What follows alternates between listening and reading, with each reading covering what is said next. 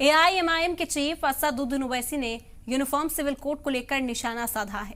ओवैसी ने कहा कि यूसीसी चुनाव से पहले बीजेपी का स्टंट है। उन्होंने कहा कि लॉ कमीशन का इस्तेमाल कर बीजेपी 2024 से पहले माहौल बनाना चाहती है। तो असदुद्दीन ओवैसी एक बार फिर से निशाना साधते हुए नजर आए। आपको बता दें कि यूसीसी को लेकर लगातार इसी तरह के बयान असदुद्दीन ओवैसी की ओर से सामने आ रहे हैं।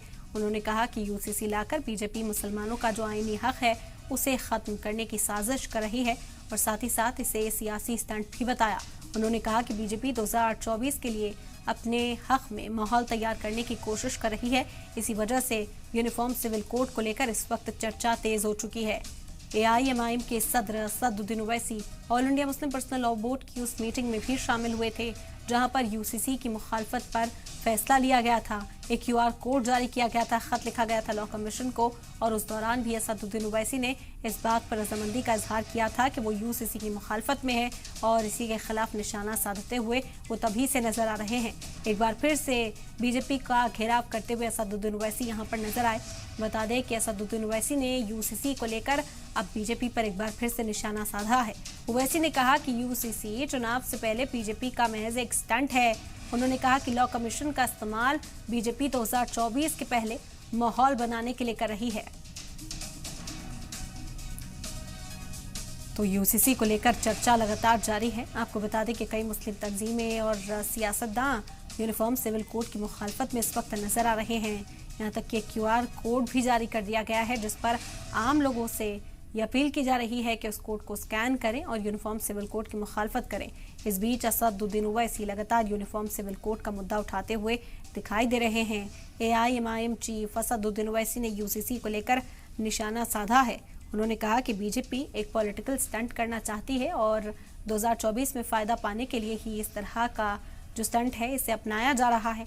यूनिफॉर्म सिविल कोड महज डराने का काम है और यूनिफॉर्म सिविल कोड से जो मुसलमान हैं मुल्क के उनका आईनी हक ख़त्म करने की भी कोशिश हो रही है। तो ये तमाम बातें असदुद्दीन ओवैसी की ओर से कही गई।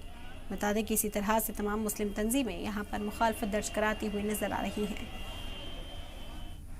देखिए, सरकार अगर डायरेक्टिव प्रिंसिपल के ज़रिए मेरा फंडामेंटल राइट आर्टिकल 25, 26 और 29 छीनना चाहती है तो वही उनका मकसद है, तो हम तो अपोज करेंगे।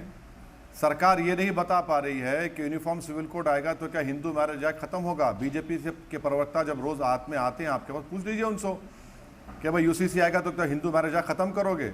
और आपने सपिंडर रिलेशनशिप का जो एक्सेप्शन दिया कस्टम्स के ऊपर, क्या उसको खत्म करोगे।